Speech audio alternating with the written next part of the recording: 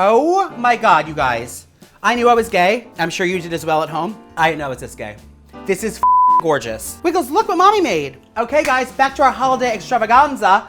I'm making my favorite appetizer. This is something that me and my best friend have made for probably 10 years now. Every Christmas Eve we make these because they're just so satisfying. Everything in one bite is just so decadent.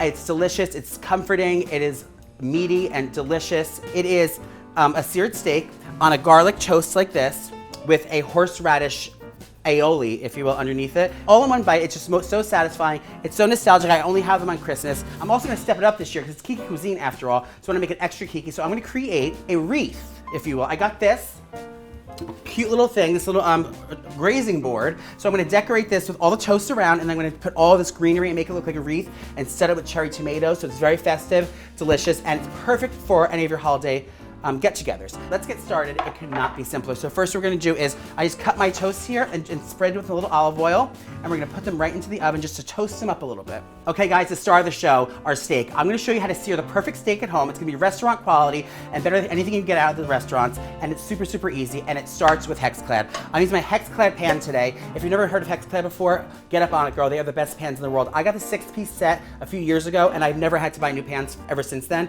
They are perfect for searing steak because they hold heat all around. They're oven safe up to 500 degrees. You can use metal utensils on them. They're dishwasher safe.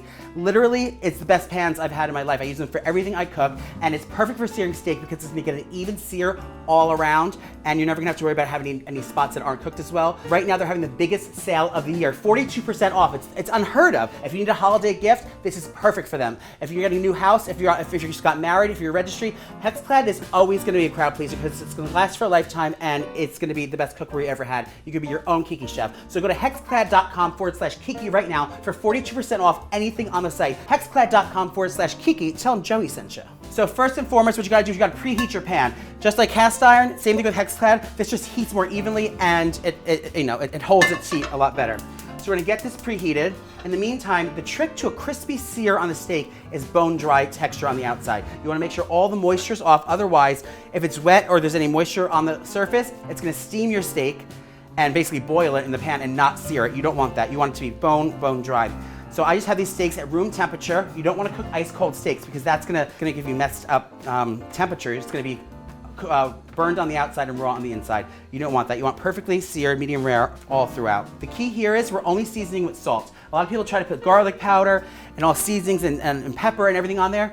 If you're trying to sear a steak and get a nice crust on the outside, all those spices are gonna burn and become horribly bitter and nasty. You don't want anything but salt. You can season it after with pepper or garlic powder or anything if you want, but when you're searing and trying to get that nice crust on there, just sea salt, and the best one for this is Diamond Kosher salt. Just a nice, clean salt, and you want to generously season these guys. This is the only time you're getting the flavor inside the meat. Dry off again, because already it's sitting there. It's getting moisture coming out. You wanna make sure they're bone dry. That's the key to getting a crispy crust on the outside. You probably don't need a lot of oil for this, but I always like to add a little bit. You wanna use a neutral oil, but nothing like olive oil or something that doesn't have a high smoke point because it's gonna burn and you're gonna get a bitter flavor. I'm using avocado oil here. It has a higher smoke point and it's a neutral flavor. So I'm just gonna add a little drizzle, and that oil's dancing around in the pan so you know she's ready to sear. And you're gonna lay the steak away from you so it doesn't sizzle on you. And once you set it down, don't touch it. Don't look at it, don't talk to it. Leave that for at least 3 minutes. It's depending on how thick your steaks are and how rare you want it done, but you're gonna create a Maillard effect. That is basically the tightening up of proteins that creates a browning on them and creates that crust we want. So just set it and forget it, leave it. I mean, if your house is on fire, I would put it out, but it depends on how good the steaks are. If it's worth, the house burning down for the steaks, then just let it burn. Let the motherfucker burn. Okay guys, I'm also gonna add these handy dandy weights I got. I saw this on TikTok, someone was using them, and I love them because it gets a perfect pressure on them so it gets a nice sear throughout. Add little weights. If you don't have those, you can add a brick with some tin foil around it. Sorry, the police are here. Okay, I'm smelling the caramelization. I think it's ready to flip. Let's take our weights off. Let's check. Gorgeous. Look how stunning. Perfectly golden brown, caramelized sear. We're gonna turn this down a little bit to about medium. Okay, now this is where the restaurant quality part comes in. We're gonna butter baste our steaks. If you don't know how to do that, just watch, it's so easy. Just cut your butter, For those 2 steaks, I'm gonna use a half a stick of butter. I know it's a lot, but it's steak night. And you're gonna throw that in your pan, just like that. You're gonna take a couple cloves of garlic, just like this, and give them a light smash. Throw those in. I'm gonna do 1 rosemary sprig, just like this. You can use thyme, rosemary, whatever hard herbs you have. Throw that in. And now we're going to baste. You wanna get a basting spoon like this, which is just a large kind of soup spoon. Tilt your pan forward, like this. And then we're gonna start getting all that melted garlic butter and basting our steaks on top like this. And that's how you infuse all the flavor and keep it juicy and flavorful throughout. Okay, just keep basting until all that butter is melted. And then we're gonna lower the temperature and let them rest.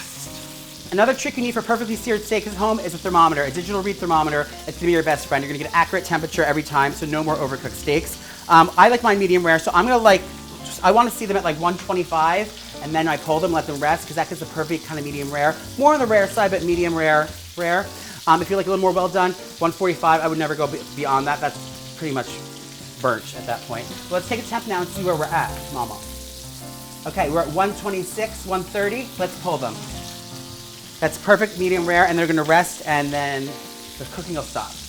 Okay, our toasts are done. We're gonna set these aside. And now it's time to make our sauce. This is so delicious. I know people hear horseradish, it sounds like disgusting. Like, does it taste like horse? Sort of, no. Horseradish is just like, it's a little spicy, but it's like a wasabi spice. It's not like spicy like Scoville spicy. It is zingy, it is pungent, it's just yummy. If you've never tried it, just give this a try. What you're gonna need is prepared horseradish.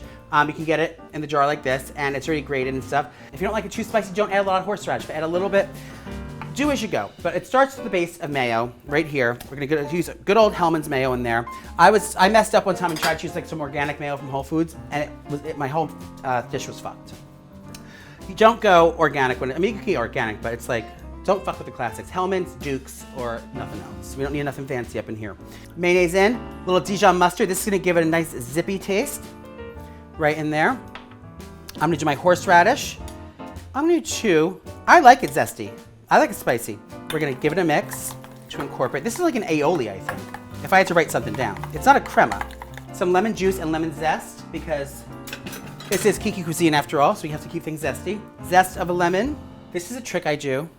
If I don't feel like getting a strainer, like get my hands all lemony, I put it over the zester and I catch the seeds like this. And then I don't have to dirty another thing. As a busy mom, last thing I have time to do is dishes. Am I right, girls? Let's mix it on up. Some salt. And I don't want to get into race wars here, but I'm using white pepper. Because I don't want to see speckles of pepper in my aioli.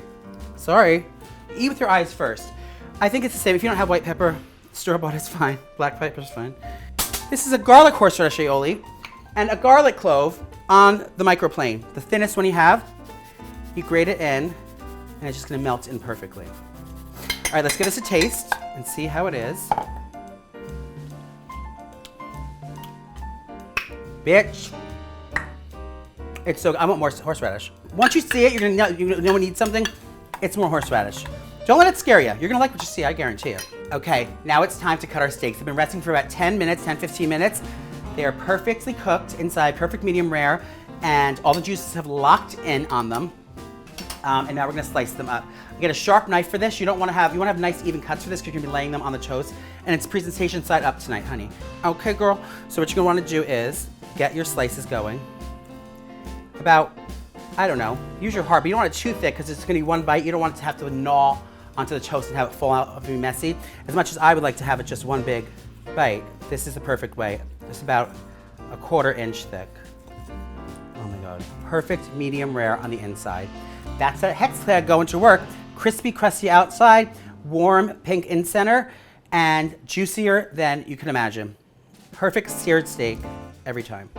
Okay, and before we start assembling our steaks, we have to get our Kiki grazing board ready to make to be a wreath. So I have some dill here. You can do this with really anything. It doesn't even have to be edible. If you have Christmas garlands or something you can use, but I want everything to be edible on the plate. So I'm doing some dill because it looks like a wreath almost. It's curly and swirly, And then we're gonna stud it with other things and little cherry tomatoes. Oh my God, look. And then you decorate with fucking basil. Look at this. Look at this one. Look at this one. Oh my God, you guys. I knew I was gay. I'm sure you did as well at home. I didn't know it was this gay. This is fucking gorgeous. Is this not cute? Wiggles, look what mommy made. I would do 2 greens. 2 greens stand before me. One is not enough. You want a little texture varietal. I could probably put drugs on this platter for the festiveness, but the crumbs would get caught in the greenery. And then your dealer will be looking for repercussions. Like I said, if you thought it could get gayer, we're doing little holly berries. A couple, are you fucking kidding? This is so cute. A couple cherry tomatoes throughout. Do you think Martha Stewart uses foul language on her show? She probably did when she was in prison. How fucking cute. Don't come for me, mama. We got a toast, aïoli, perfectly seared steak. And again, this doesn't, you could put any appetizer on here. Just this thing that I invented right now. I mean, for years to come. Your grandchildren's grandchildren are gonna be doing this shit. And then again, once these are done, you can put something else on there. Literally anything you got, it's gonna be much more delicious and festive when you put it on a wreath. You guys, I cannot believe how cute this turned out. This is probably the gayest thing I did all year, besides suck dick. Can I say that on a cooking show? Now that our toaster assembled, the wreath is done, we have to make it snow. Let it snow, let it snow. And let it snow meaning chunky rock salt like this. You can also ice your driveways with this, but it's gonna give a little bit of snow. Also, it's gonna give that perfect last minute of seasoning to our seared steaks. Or you can use crack rocks, whatever you have laying around. This is just the cutest thing I've ever seen. I don't even want to taste it because I don't mess it up, but thank God I have a backup. I'm gonna taste the crostinis right now. Perfectly seared steak, all thanks to Hexclad. My horseradish aïoli, crispy toast. What could be better? Let's give it a taste.